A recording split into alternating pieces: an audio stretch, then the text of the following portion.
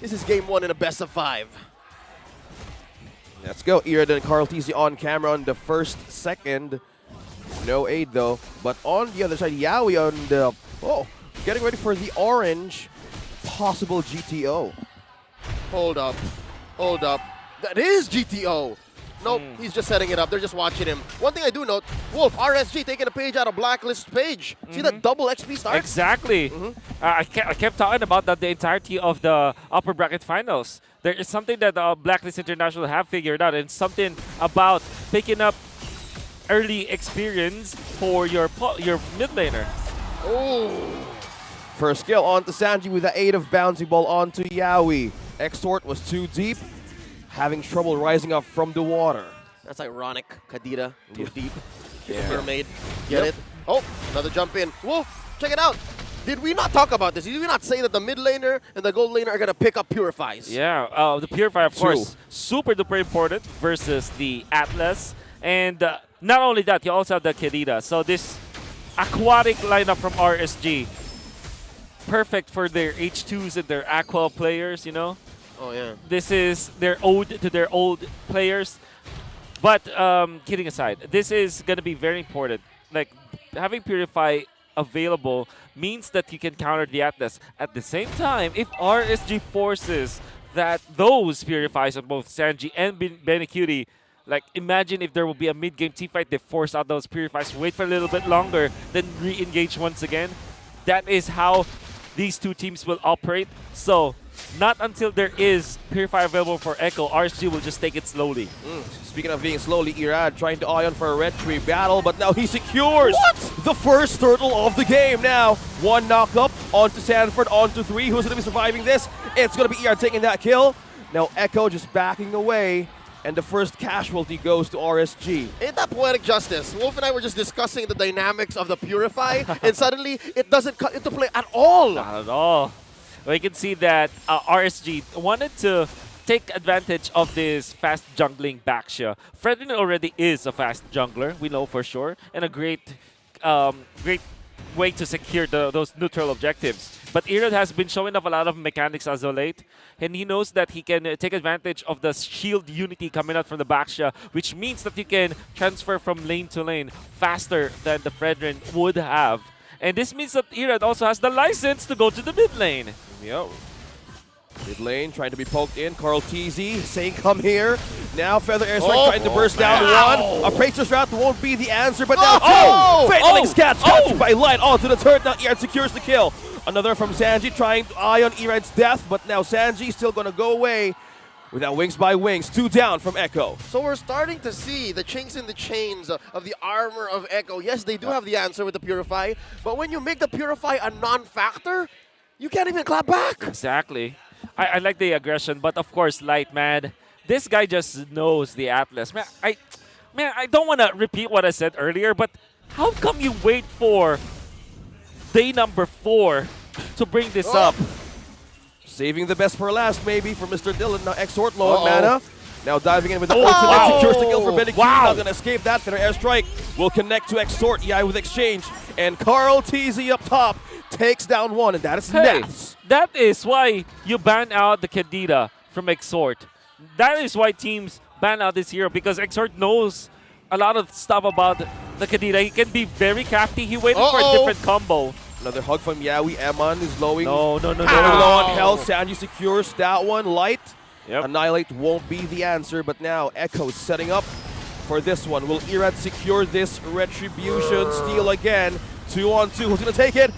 Will it be? It's Carl TZ! Secures the turtle this time around. They're still going? They're going. Nats and Irad not letting this go. Sanford on half HP. Carl TZ also staying to fight. Nats going in low. Sanji to the rescue! And that is the Feather Airstrike not making the cut. But Sanford as well secures that one for Nats. Sanji just looking in for information. That's Echo backing out from that skirmish. That's got to be one of the longest early game team fights I've seen in a while. Just chunky bruisers in the top lane post-turtle fight. Big props to our production for queuing in the sound cue for the Appraiser's Wrath. Yep. It sounded like something like a grunt. That was you heard that? That was definitely them. That was definitely production, but yeah. Uh-oh. Extort Oh, wow. We have See that guy? Synchrovision trying to catch him in, but Exort is so slippery. Yeah, Wolf, you were about to get into those out of the ordinary combos that Exort knows. He does. I mean, he's very crafty. He typically you have a one chain of combos with the Kadita. You go in with the dash, you petrify, knock up, ultimate. But he sometimes Exort, like in that moment, you would know that he will not have a knock up anymore, but he did out of nowhere. Then he utilized the retraction of the waves from the Rav waves after the first ultimate usage. Then he uses that to kill people. Still, man, Exort just knows Kadita more than anyone else. You could have sworn this Kadita had like 6 buttons. Yeah, I'm sure. In a custom setting of your UI, yeah, could be. Just for the young Dexter Martinez. Yeah, that's right. Oh, In playing the mid lane. footsies between On the the death push. jungler and the XP laner. Interesting angle that Light found about a minute ago. I think this is an amazing adjustment from RSG. The fact that they can take these engagements, but they choose not to. Yeah, it was a possible steal from the Fatal Links from that point. It was just a pixel that he can pull in the mid lane. Yeah. Oh, Yawi. Being cancelled out by Irad. Carl TZ. He's now poking the Lord. Oh, what? It's a reset. It's a reset for this objective. Now Light is trying to look for an angle. Yawi's getting prepared for that jump. Gonna miss. But Irad, though, who's gonna take this turtle? It's gonna be Carl TZ secured this one again. Benikuta taking down that turret. Now it's gonna be 3 against 3. Now with the stun. Fatal Links catching 2. Feather airstrike now. Magic damage will it suffice. Irad now trying to escape the wrath of Benikuta, but no, where the TP's coming in, and that is a kill for Benikuta, and that's an objective stolen by Echo. 2 for 1, plus a turtle on the way out. Echo now 3K ahead. And then they get a turret in the middle, one of the most important ones. Benikuta about to steal this purple buff, which this is a pipe dream for Harith in at the gold lane. He loves it. He loves it.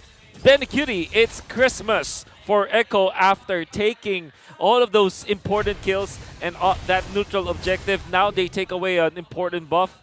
Gonna be leading by a lot. In the next 2 minutes, Echo is on a different power level compared to RSG. And even if we're talking about just the items, interestingly, an early Bloodlust Axe for Sanford. And this is an item that you typically get when you're a damage dealing kind of explainer or damage dealing Lapu-Lapu. Be wary if you're RSG. Sanford is gonna pack up a punch. Yeah, knockups from the bravest fighter. They engage the start, but now Echo is just letting this go. First turret that RSG destroyed is down bottom. Now they're gonna eye on for a push from top to mid. Ooh. So far, the map is blue, and RSG unable to find the success that they have in the opening minutes of this game 1. I wonder, is there a mid-game or like a late-game power spike that RSG is looking for, or is that just a clutch play? I think it's not about the mid-game or the late game. All parts of the game, they will have a power spike, but it is dependent on a window. So it's not about a game phase kind of power spike. It's a window power spike. So they have to make it for them. Exactly. And that window simply is not having the Purify on both Sanji and Benikuta. Whenever they find that opening, if they make that window happen, right, that will be the way for them to come back from this game. First Lord of the game. Will the overload strategy work? Well, RSG. at this point, I'm pretty sure RSG knows that both Sanji and Benny have their Purifies. So, what is it? Exort or Light? Who's going to pop it first? Carl going to be pulling this Lord over to Echo's side of the map. Irad can only watch. It's interesting how these players aren't even hiding in the bushes. Like, they know that this is a clearly a Lord dance. honest to goodness. Yeah. And they just don't care. And they're just waiting for the right moment. Just purely mastery on Echo and RSG. Oh, Sanford. 40. Who's going to make it? Who's going to take it? Feather Airstrike being used by the cutie. Takes down Exort. Now Carl TZ secures the first Lord. Now Emon is on a run. Sanford trying to back out too, but Benikuta takes 2. Oh! That slide falling down. Sanford makes another one. Emon is falling and just fall down. It's Echo. No casualty at all. Mr. Vinuya introduced the tip of his blade to the members of RSG. We were talking about how painful it could be to face up against the Lapu-Lapu with this itemization, and you saw how strong he was against RSG. And Unfortunately, we were just talking about the fact that RSG needs to find a window when all of the doors are open. My goodness, this honest-to-goodness approach of RSG will never work. They have to be sneaky. And it's not a single Purify used up, and that's exactly why. The honest approach. So far not working. You have to be cheeky about it. Yeah.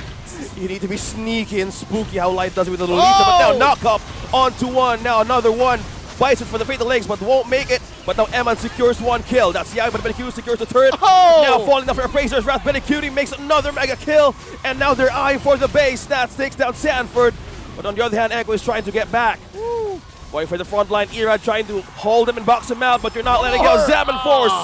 Panic at a disco. It's Benicudi securing that one. Exort won't be enough to hold the line, but that's again making it a double. Bodies everywhere. Eman and Light is the last one here to hold.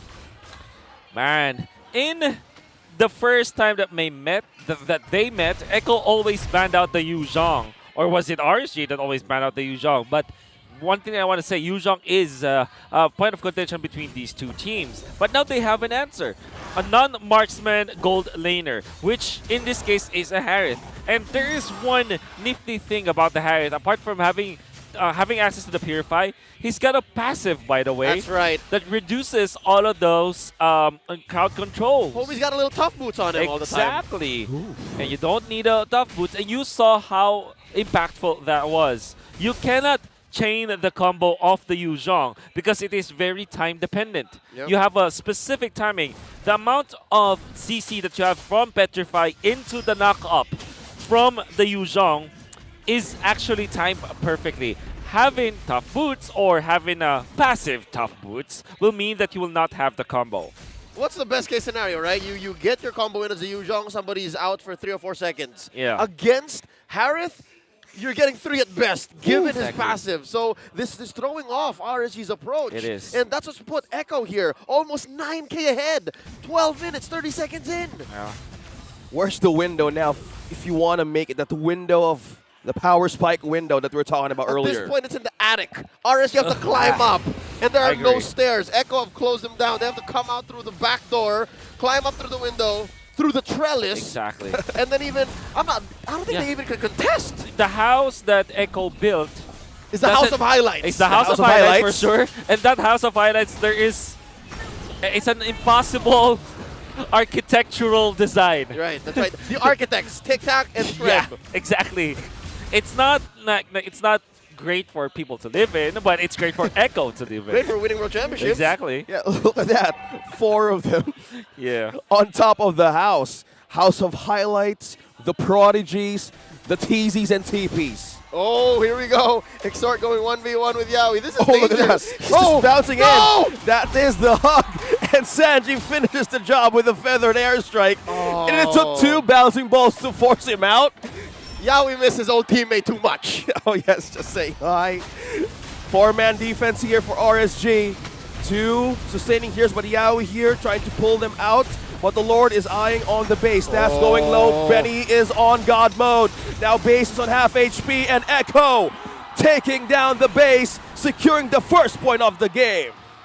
We're starting it hot with the world champions drawing first blood. And it's a classic for Benicudi. He's one of those players in the gold lane who's known to pull up something that's different. When we criticized him during season, it was season 10,